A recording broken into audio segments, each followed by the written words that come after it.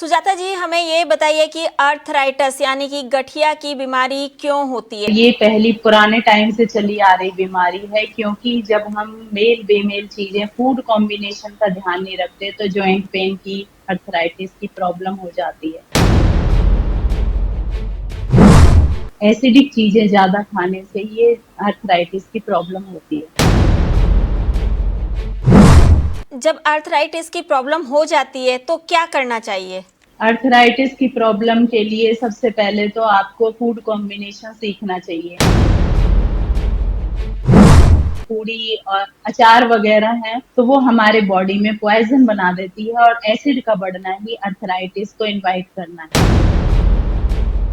नमस्कार, D5 channel Hindi देख रहे दर्शकों का मैं वंदना स्वागत करती हूँ। आज एक बार फिर हम जुड़े हुए हैं डॉक्टर सुजाता आर्य जी से, जो कि फरीदाबाद में है।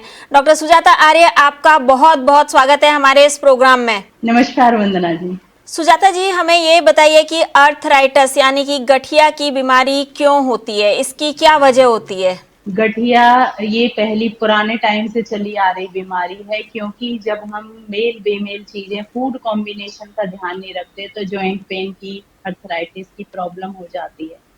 जैसे कि हमने अभी प्याज खाई है, ऊपर से दूध पी लिया, या एसिडिटी इतनी ज्यादा बढ़ जाती है कि वो धीरे धीरे बोन्स तक पहुंच जाती है, तो एसिडिक चीजें ज्यादा खाने से ये अर्थराइटिस की प्रॉब्लम होती है। जब आर्थराइटिस की प्रॉब्लम हो जाती है तो क्या करना चाहिए? अर्थराइटिस की प्रॉब्लम के लिए सबसे पहले तो आपको फूड कॉम्बिनेशन सीखना चाहिए। कोई भी प्रॉब्लम अगर बॉडी में है तो फूड कॉम्बिनेशन तो हमें पता होना ही चाहिए, क्योंकि एसिडिक चीज यानी अम्लीय चीज, खट्टा, तीखा, चटपटा और दूध के साथ अगर हम लेते हैं, ज्यादा एसिडिक फूड हो या फूड कॉम्बिनेशन गलत हो, तो अर्थराइटिस होता ही होता है। जैसे हमने अभी मछली खाई है, मछली के साथ दूध ले लिया, या अभी हमने अचार और दूध, कई लोग घरों में रायता बनाते हैं, उसी दिन खीर बनाते हैं, पूरी अचार, तो सारी चीजें मिल करके एक पॉइजनस बन जाती हैं। बॉडी में एसिड इतना ज्यादा बढ़ जाता है, पॉइजनिक हो जाती है बॉडी, तो फिर वो अर्थराइटिस में कन्वर्ट हो जाता है। धीरे धीरे बोन्स में से खत्म होने लगते हैं, लिक्विड्स खत्म होने लगते हैं, और वो अम्लीय चीज खा करके, खट्टी चीजें या एसिडिक फूड खा करके हमारे ये बोन्स तक पहुंच जाती हैं, तो फिर ये प्रॉब्लम होती है। तो इसके लिए हमें सबसे पहले तो फूड कॉम्बिनेशन को समझना होगा। नींबू इसमें बिल्कुल जहर का काम करता है। अगर तो नींबू के साथ शहद, 2 चम्मच शहद और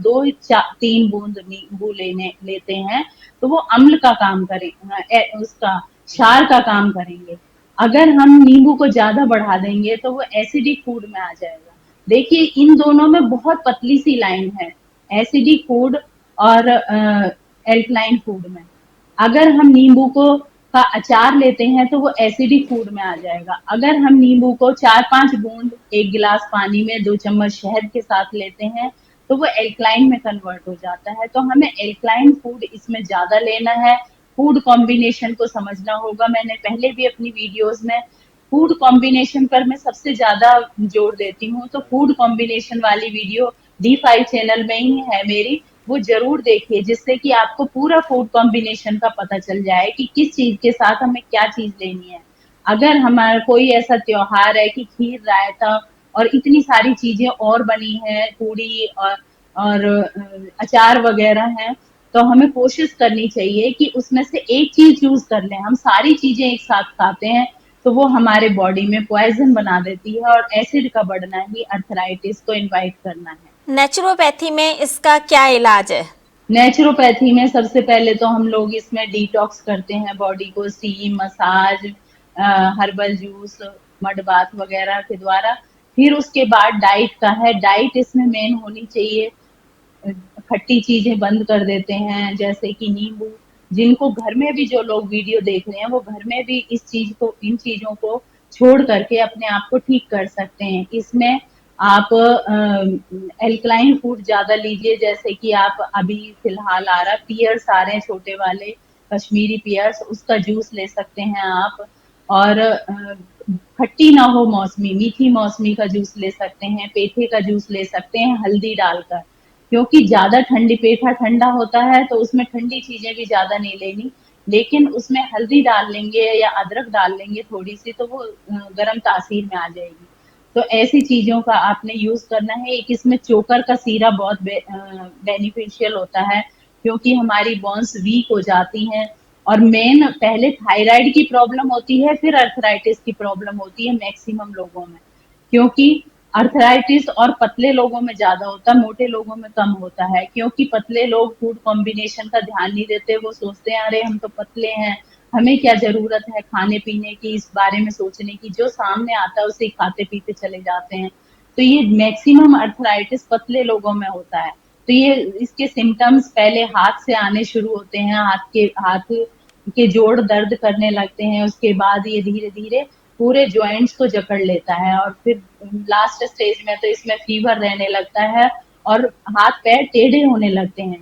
तो नेचुरोपैथी में तो हमने ऐसे लोगों को भी ठीक किया है जिनके हाथ-पैर टेढ़े हो जाते हैं। तो हमें ये अगर कहीं पास में नेचुरोपैथी सेंटर है तो एक बार जाकर के डिटॉक्स करा लें। अगर आप मेहनती हैं तो आप घर में भी आप इसको अर्थराइटिस को ठीक कर सकते हैं। अर्थराइटिस ना हो इसके लिए किन बातों का ध्यान रखना ज्यादा जरूरी है? अर्थराइटिस के लिए एक तो एसिडिक फूडों को अवॉइड करना है, बिल्कुल छोड़ दीजिए एसिडिक फूड है, मिर्च मसाले, अचार, चटनी, पापड़, और नींबू का यूज़ सिर्फ पानी में करना है, 4 बूंद से ज़्यादा पानी में नींबू नहीं होना चाहिए शहद के साथ। और शहद पानी इसमें बहुत बेनिफिशियल होता है जिनको, और इसका पेन भी रात को होता है 3-4 बजे के करीब, तीसरे पहर में। तो अर्थराइटिस के लिए आप एल्कलाइन फूड ज़्यादा से ज़्यादा लेना है, एसिडिक फूड बिल्कुल छोड़ देना है, अदरक और हल्दी इन दोनों चीज़ों का यूज़ ज़्यादा से ज़्यादा करना है।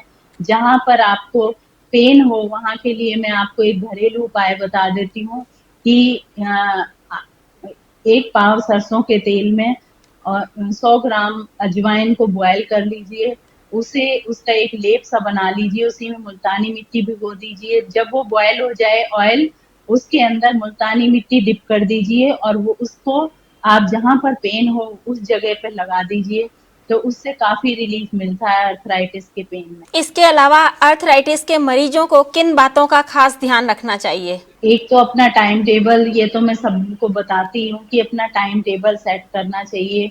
मॉर्निंग में आप 15 मिनट कम से कम कपालभाति करें, जिससे कि हमारे बॉडी में एसिड जो है वो कन्वर्ट हो जाए एल्कलाइन में।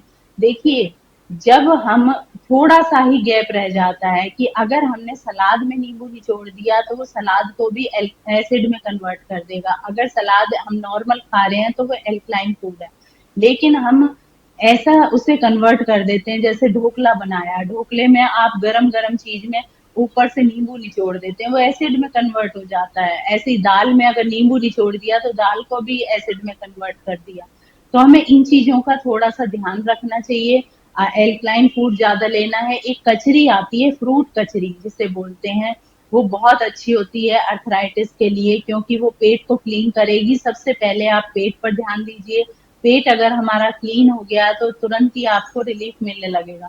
एक इसमें स्टीम बाथ बहुत बेनिफिशियल होती है, फुल बॉडी स्टीम, जहाँ भी आपके नियर बाय हो अर्थराइटिस के पेशेंट के लिए, वो फुल बॉडी स्टीम ले लें। मसाज भी हेल्पफुल होती है, जो मैंने अजवाइन का तेल बनाया है, इसमें बिना मुल्तानी मिट्टी लगाए इसकी तेल की मसाज करिए। जहाँ पर ज़्यादा पेन हो, आप नारियल के अंदर कपूर डाल के भी उससे भी मसाज कर सकते हैं। तो लोकल एरियाज़ पे जहाँ ज़्यादा पेनफुल हो वहाँ पर आप इस ऑयल से मसाज करिए और फिर उसके बाद स्टीम ले लीजिए। छोटा स्टीमर आता है, उससे भी आप घर बैठे ये इलाज कर सकते हैं। तो काफ़ी व्यूअर्स कह रहे हैं जी, हमें ये चीज़ें बहुत फ़ायदेमंद हो रही हैं कि जो आप घर में बता देते हैं, क्योंकि जो सीनियर सिटीज़न हो जाते हैं वो लोग नहीं खर्चा करना चाहते, नहीं किसी सेंटर में जाना चाहते, तो आप घर बैठे आप सीख सकते हैं इन चीज़ों को कि हमें एसिडिक फूड नहीं लेना, एल्कलाइन फूड लेना है। एल्कलाइन फूड कौन-कौन से हैं ये मैंने आपको पहले भी बताया है कई वीडियोज़ में। तो हमें उन चीज़ों का ध्यान रखना है और घर बैठे अपने आप को ठीक कर सकते हैं। क्या योग और प्राणायाम इसमें कोई लाभ देते हैं? जी बिल्कुल, योग की तो सूक्ष्म एक्सरसाइज ही कर पाते हैं अर्थराइटिस के पेशेंट। जहाँ-जहाँ भी आपके पेन है, उसी पार्ट की आप सूक्ष्म एक्सरसाइज, जैसे मान लीजिए हाथों में दर्द है तो हाथों को up and down, circle, clockwise, anti clockwise ऐसे करके कर सकते हैं। और अगर कहीं स्पाइन में या घुटनों में दर्द है तो घुटनों की थोड़ी बहुत हल्की फुल्की एक्सरसाइज कर सकते हैं। तो अपने आप को फिट रखने के लिए एक D5 चैनल का मेन एम है कि हम घर बैठे लोगों तक स्वस्थ पहुंचा सकें। देखिए ये बहुत बड़ी बात है, पहले भी हम लोग ये प्रयास करते रहे हैं, लेकिन D5 चैनल का ये बहुत बड़ा एम है कि हम घर बैठे कैसे कई लोगों के मेरे पास फोन आ रहे हैं जी, हम घर बैठे अपने आप को ठीक कर पा रहे हैं। छोटी मोटी प्रॉब्लम्स को तो आप घर बैठे ठीक कर सकते हैं। देखिए मेन होता है डाइट का और अपने आप को टाइम टेबल में बांधने का। अगर प्रॉब्लम हो जाती है, अगर हम बीमार हुए तो इसका मतलब हमें गलती हुई है, उस गलती को सुधार लीजिए, अपना टाइम टेबल सेट कर लीजिए। और ये बेसिक चीजें सबको पता होती है लेकिन मानते नहीं है।